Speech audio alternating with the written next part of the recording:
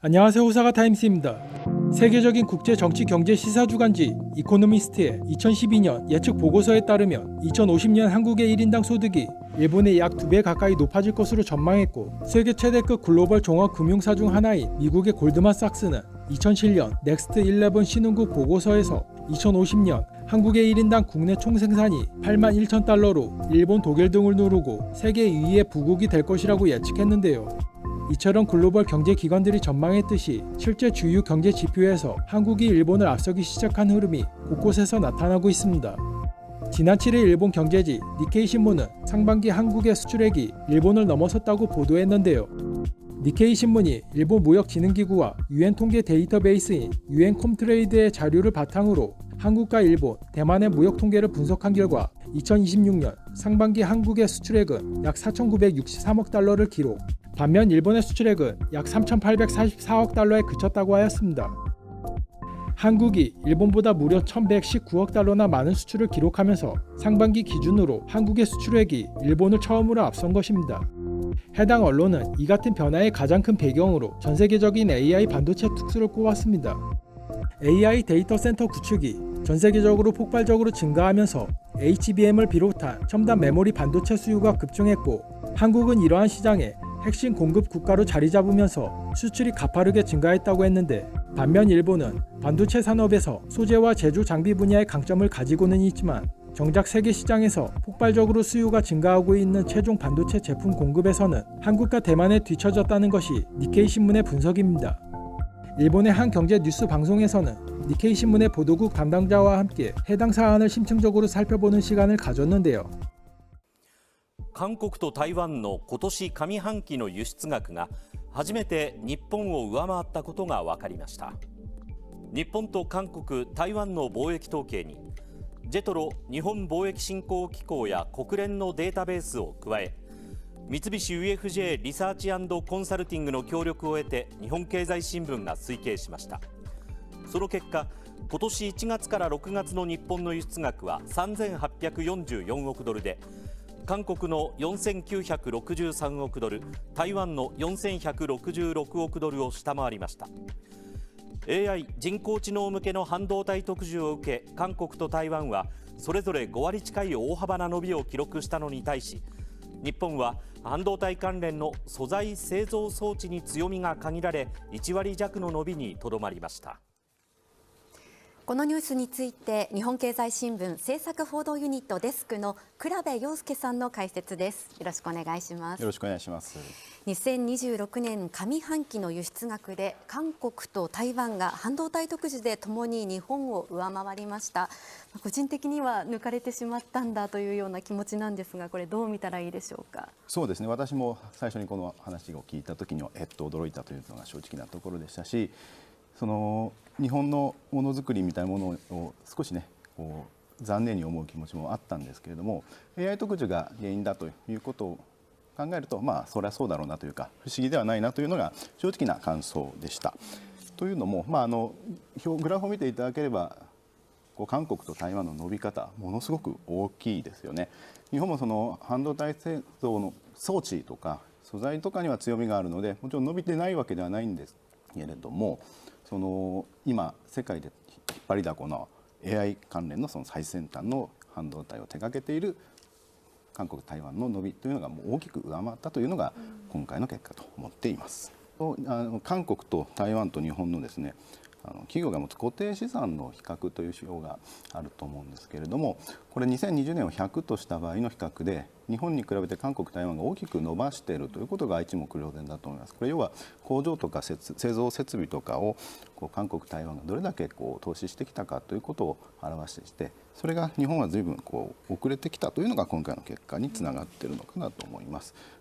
世界の輸出額のランキングで現状日本は後退を続けていまして、去年時点で6位、そして今年は韓国、台湾にも抜かれる見通しとなっています。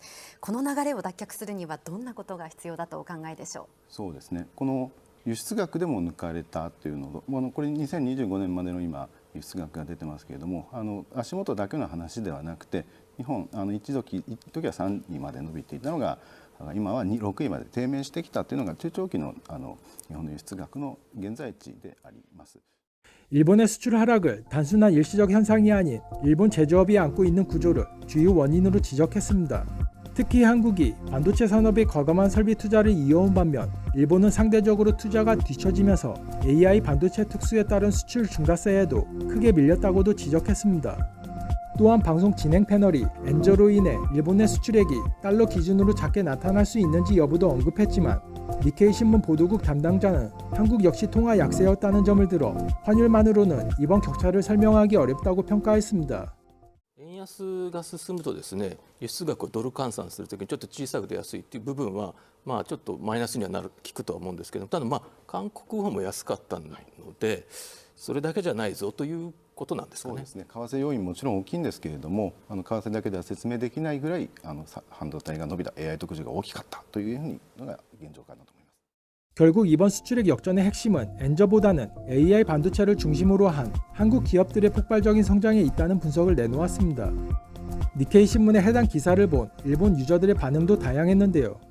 여기까지 일본을 망가뜨린 건 정치의 실패지 대기업 우대 정책으로는 안 돼. 중소기업이 강해져야 하고 내수가 활발해져야 경제의 저변을 끌어올릴 수 있는 거야. 대체 언제까지 자민당에 투표할 건지 유권자들은 언제쯤 깨달으려나. 대형 가전업체들은 모조리 몰락했고 자동차 업체도 그나마 잘 나가는 건 도요타 정도. 지금 일본 제품 중에 수출할 수 있는 게 대체 뭐야? 일본 경제는 이제 한국, 중국, 대만보다 아래 수준이네. 더 이상 경제 대국도 뭐도 아니다. 한국에 진 것도 분하지만 인구가 일본의 5분의 1 정도밖에 안 되는 대만에까지 밀리고 있다는 건 상당히 뼈아픈 현실이다. 이래서는 수출 대국이라고 할 수 없지. 니케이 특보, 한국과 대만의 수출에 모두 사상 처음 일본 추월. 2026년 상반기 AI 특수의 수혜로 격차. 그래서 어쩌라고 내수 대국인 일본이 출액을 신경 쓰는 것 자체가 넌센스야. 내수가 빈약한 한국과 대만이 수출에 힘을 쏟는 건 당연한 거고 니케이 신문이 일본을 망치고 있네. 슬프지만 제3의 화살인 구조개혁을 하지 않고 손쉽게 재정금융정책에 의존해온 결과가 바로 이것이라고 생각해. 온갖 이해관계에 얽혀있는 자민당으로는 구조개혁 같은 건 불가능. 자동차도 한국에 뒤지고 있다. 산업력과 기술력에서는 중국에 뒤지고 있고 2025년 자국 내에서의 자동차 수출 대수 순위 1위 현대차그룹 한국에서 수출 약 215만 대에서 220만 대 2위 도요타 일본에서 수출 약 200만 대 3위 BYD 중국에서 수출 약 105만 대 대체 일본은 뭐하고 있는 거야? 일본 기술은 세계 최고다 라고 떠들어대던 바보들이 너무 많았던 결과지. 이제는 한국 대만보다도 한 수 아래네. 일본 대단하다 라고 외치는 동안 계속 몰락하고 있네. 한번 봐라. 인구가 훨씬 적은 나라한테 처참하게 밀리고 있는 이 꼴을. 정말 꼴사납다. 일본의 해질녘이구나. 다카이치를 총리로 만든 일본인들은 열등한 민족이니까. 니케이는 디지털 시대에 맞는 성장 모델을 그리지 못한다면 제조업이든 서비스업이든 일본의 재건은 어려울 것이라고 하지만 시제가 잘못됐어. 원래는 디지털 시대에 맞는 성장 모델을 그리지 못하고 있기 때문에 제조업이든 서비스업이든 일본의 재건은 30년이 지나도록 이루어지지 않고 있다가 맞지. 잃어버린 30년 그 자체다. 엔저라고 좋아하고 있었으니 달러 기준 수출액은 떨어질 수밖에 없지. 일본은 삼류 국가를 향해 거침없이 달려가고 있구나. 과거에는 일본보다 경제 규모가 작은 한국이 수출에서 일본을 넘어서는 상황을 상상하기란 어려웠지만 이제 현실은 달라졌습니다. 한국이 이번 수출 역전을 일시적인 기록으로 끝내지 않고 반도체를 넘어 자동차와 조선, 방산, 배터리, 바이오, K-뷰티와 K-푸드 등 다양한 산업에서 경쟁력을 더욱 강화한다면 이야기는 훨씬 달라질 수 있는데요. 세계가 필요로 하는 핵심 기술과 제품을 선점하며 글로벌 공급망에서 대체 불가능한 국가로 자리매김할 대한민국의 미래가 더욱더 기대가 됩니다.